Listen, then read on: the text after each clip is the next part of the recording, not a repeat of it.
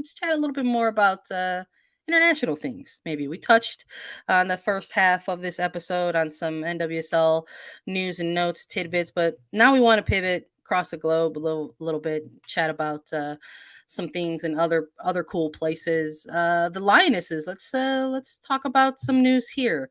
Manager Serena Wigman announced that the Euro 2022 Player of the Tournament, Beth Mead, is likely to miss the 2023 Women's World Cup due to her ACL injury.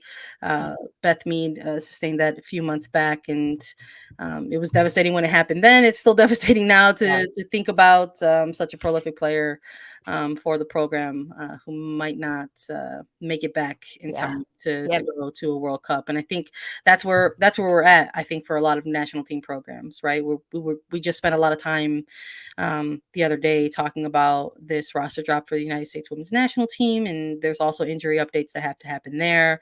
For example, chatting about a player like Katerina Macario, a player that we've heard is coming back for a little, while now. And that timeline has been pushed back, I think, for a third time now. First we heard March, then we heard April, now May. And so when we're looking at across the globe, player like Beth Mead, it's a Sad. pretty big loss and Yeah. very sad. The Lionesses have not looked like a team that are going to, dwell on that type of loss. They've been in ridiculous form since last Yeah. year, And really, it and it even before that. definitely it hurts them, but it's still I think it's the team that we see right now with England, it's almost like they're gonna use this as fuel to step up in other areas and make sure they fill that hole that Mead leaves. I mean, yeah, really pretty sad coming from Wigman, the manager of the Lionesses, basically saying that, the ACL injury and the recovery is taking a little bit longer than they hoped and expected, and, that Mead would basically need a miracle to be fit enough to play in the tournament. And yeah, I mean, it's this time right now. We're just 3 months out, 2.5 months out from the start of the World Cup, and now we're starting to see either announcements of players return, Julie Ertillo we just talked about, and then otherwise it's like the recovery isn't as fast as we thought it was gonna be, and maybe we hoped it would be for some certain players. It's really devastating to hear, especially like the confirmation, right, that Becky will not be going to the World Cup is sad, very sad. Well, I mean, maybe let's chat a little bit about comebacks, Mhm. in that aspect. So it's like I think when you hear sort of the back and forth, you have a player, a athlete brain is going to tell you like I'm going to try to work my way back as quick as I can and as fast as I can, and maybe you have those conversations as a coaching staff with your player to say like, hey, listen, let's put some things in reality and into check here for a little bit. But someone on their return to play protocols and their return to the pitch is Ballon d'Or winner Alexia Putellas. She is back and training with Barcelona for the first time since her injury in July. So we're getting to see some touches on the ball, some simple footage, I think, out of Mhm. some of the training that again you don't want to go too hard or too quickly when you're working your way back from that type of injury. But I think if you're Barcelona, you're thrilled to have the Yeah. greatest player right now back in the mix. Yeah, completely. And this is a little bit ahead of schedule. We just talked about how sometimes it can take longer than expected, but other times if recovery is going great, the player is feeling strong and healthy and fit, they can get back a little quicker maybe than originally predicted. And that's really the case here with Putellas getting back onto the pitch. And this was Monday. This was happening, and really fantastic to see. I think Spanish fans, international fans are very, very happy about this. Of course, Barca fans, but in terms of the World Cup and what this means for Spain, this is a big thing for them. I mean, I think we talked about it before when looking at the World Cup and who's going to be big contenders, and it was kind of like, hey, Spain's dealing with a lot of injuries. They have a lot of loss right now that they've suffered. They might not be the top powerhouse that a lot of fans predicted they would be during the 2023 World Cup just because of all these injuries they've faced. But this is massive step to get back Putellas in training with club, and it'll be a year since her injury when the World Cup starts. So definitely promising to see a player like that get back on the pitch and back in competition with her club team. Yeah, we'll see if this is the first step, if and what it means for bigger things. I think it's an important note that you bring up about the national team. The other thing that we've been chatting about alongside some national team programs in the build up to the World Cup is the unfortunate scenario that still exists for many of these clubs where there is ongoing disputes between Mhm. players and their federations. And Spain is one of those programs that has been dealing with that. Part of there were 15 players, prominent starting type of players, who issued an email to the federation in the hopes of engaging in positive dialogue, and that got turned around on them by their federation. So Putellas has been someone who's just sort of been more focused on her rehabilitation and return back to the pitch. So it's great that she's back with club, but I'm with you. I'm very curious about what the next steps are going to mean for this type of player and the federation Mhm. moving forward. We'll keep an eye on that for sure. Let's pivot to Women's Super League though, because I'm excited to chat about FAWSL because it's getting close. It's tight. It's 4-way race right now for the title. And I feel like the last time we did an update on the Barclay Women's Super League, there was already somebody in number one. And now we're switching it up again. Man United is on top of the standings. They've got goal differential in front of Manchester City. So Man United, Man City, 1 and 2 respectively, each with 38 points, and the tiebreakers are coming into play now, folks, and that's important to take a look at. But Chelsea dropping to third in this one point behind United and City. Yeah, but Chelsea has a game in hand over United and City. It is so tight. It is so exciting to watch right now. Between everything that's happened last weekend, Manchester City defeated Chelsea 2-0, and that's really what propelled City a bit higher in the standings, getting ahead of Chelsea.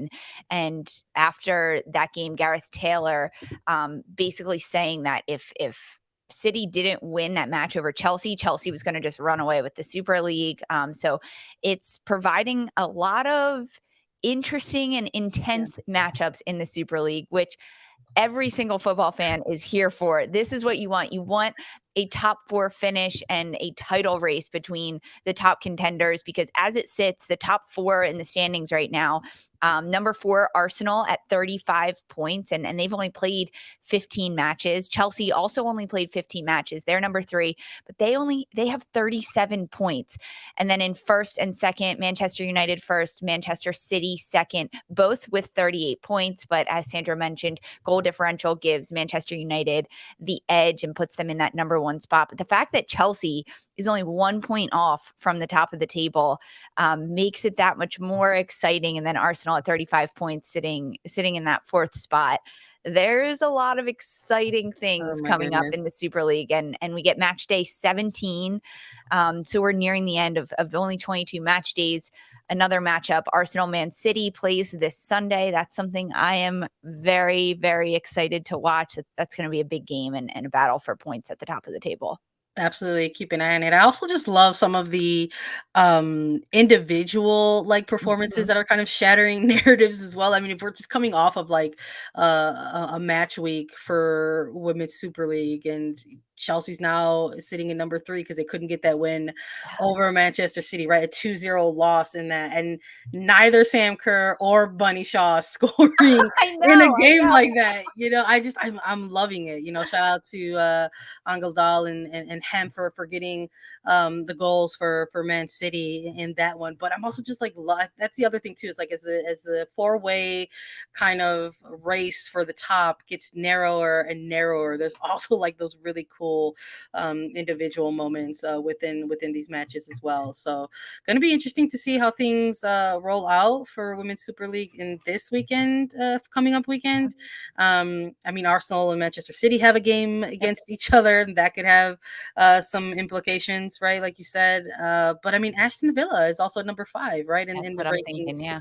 in the standings right now. And while maybe they're looked at as like some real long shots, I mean, they could definitely play spoiler for somebody like a Chelsea.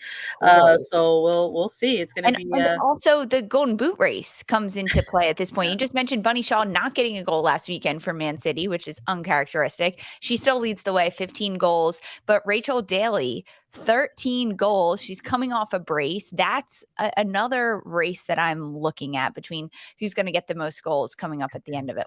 At the end of this, it's a great time. If you haven't been watching the Super League, now's the time. Turn it on. You can catch the games on Paramount Plus. The matches are back this weekend. It's early morning, Saturday and Sunday, but they are entertaining and great to watch. Yep. Check them out. Select matches all across. I mean, CBS Sports Network, Paramount Plus. You can find them. Tune in. Tune in when you can.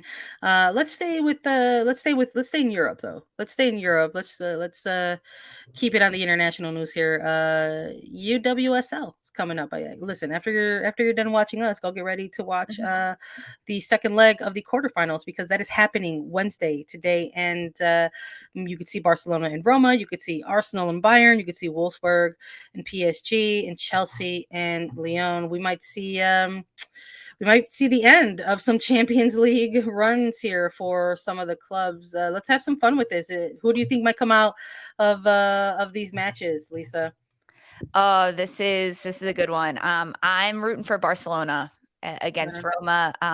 It was a 1-0 draw in the first leg of the quarterfinal, but I'm looking for them to advance in this one. That's the first match too that kicks off today, 1:00 Eastern, 12:45 Eastern, excuse me. So that's one that I'm really watching for. But what about you, Sandra? Which of these clubs are you I looking to think advance? one of the games to watch is actually tomorrow on Mhm. Thursday. So Wednesday's going to be Barcelona and Roma, Arsenal and Bayern for Wednesday's matches, and then Thursday we'll have Wolfsburg, PSG, Chelsea, and Lyon. So I think for today, I'll go the opposite match. I'm going to keep an eye on Arsenal and Bayern just because I think there's a path here.